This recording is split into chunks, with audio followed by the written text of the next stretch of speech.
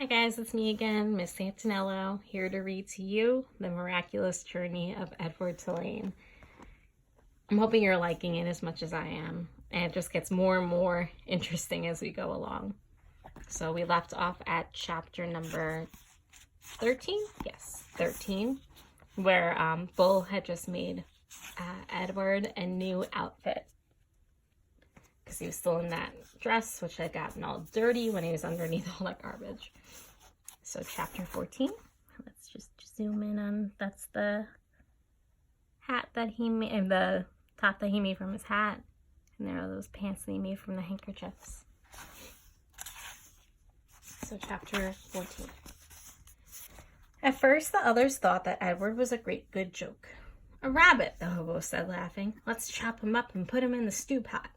When Bull sat with Edward carefully balanced on his knee, one of them would call out, "Got yourself a little dolly, Bull."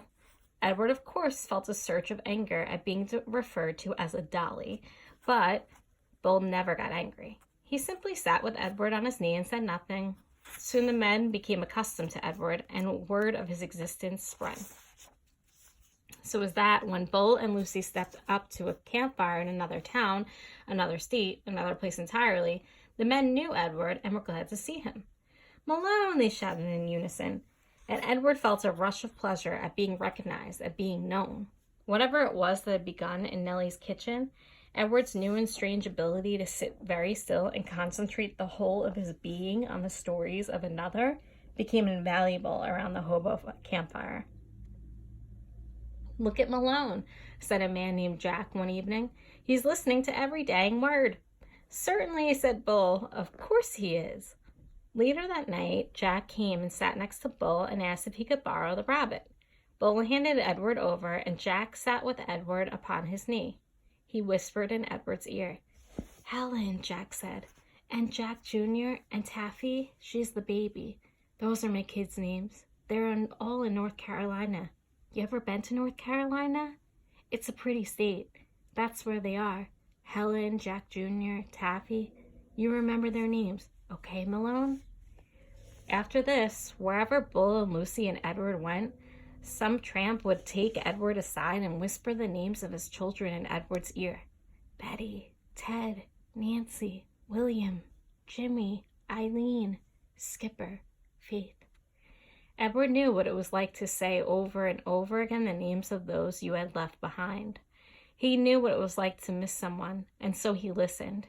And in his listening, his heart opened wide, and then wider still. The rabbit stayed lost with Lucy and Bull for a long time. Almost 7 years passed, and in that time, Edward became an excellent tramp. Happy to be on the road, restless when he was still. The sound of the wheels on the train tracks became a music that soothed him. He could have ridden the rails forever. But one night in a railroad yard in Memphis, as Bull and Lucy slept in an empty freight car and Edward kept watch, trouble arrived. A man entered the freight car and shone a flashlight in Bull's face and then kicked him awake. "You bum," he said. "You dirty bum. I'm sick of you guys sleeping everywhere. This ain't no motel." Bull sat up slowly. Lucy started to bark. "Shut up," said the man. He delivered a swift kick to Lucy's side that made her yelp in surprise. Ugh, I don't like this. All his life, Edward had known what he was. A rabbit made of china, a rabbit with bendable arms and legs and ears. He was bendable, though, only if he was in the hands of another. He could not move himself. And he had never regretted this more deeply than he did that night when he and Bull and Lucy were discovered in the empty rail car. Edward wanted to be able to defend Lucy, but he could do nothing. He could only lie there and wait. "Say something," said the man to Bull. Bull put his hands up in the air. He said, "We are lost." "Lost? Ha! You bet you're lost." And then the man said, "What's this?" And he shone the light on Edward. "That's Malone," said Bull. "What the heck?" said the man. He poked at Edward with the toe of his boot. "Things are out of control. Things are out of hand. Not on my watch. No, sir. Not when I'm in charge." The train suddenly lurched into motion. "No, sir," said the man again. He looked down at Edward. "No free rides for rabbits."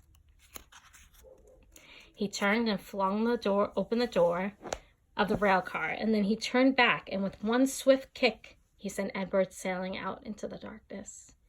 The rabbit flew through the late spring air. From far behind he heard Lucy's anguished howl. "Aroo!" she cried. Edward landed with the most alarming thump, and then he tumbled and tumbled and tumbled down a long, dirty hill. When he finally stopped moving, he was on his back, staring up at the night sky. The world was silent. He could not hear Lucy. He could not hear the train. Edward looked up at the stars. He started to say the name of the constellations, but then he stopped. Bull, his heart said. Lucy. How many times, Edward wondered, would he have to leave without getting the chance to say goodbye? A lone cricket started up a song. Edward listened. Something deep inside him ached. He wished he could cry.